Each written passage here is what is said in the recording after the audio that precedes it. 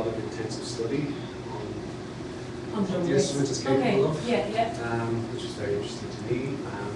She's really explored the instrument to its full extent. The whole compass of the instrument is explored, and I really like these movements. Yeah. And just to say, we're actually, I think we're live streaming right now, aren't we, Amanda? Yeah. So Bryan Quigley is going to be the first live performance on CMC TV. So Bryan, there you go. All right.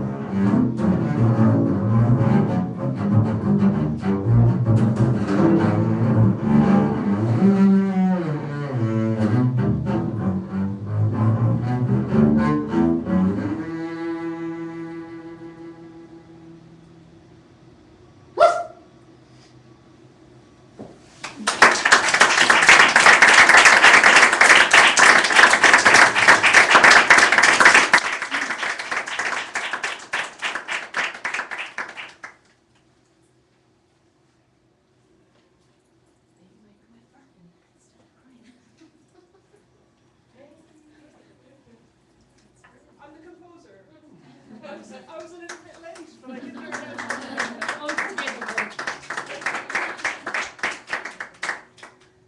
Sorry.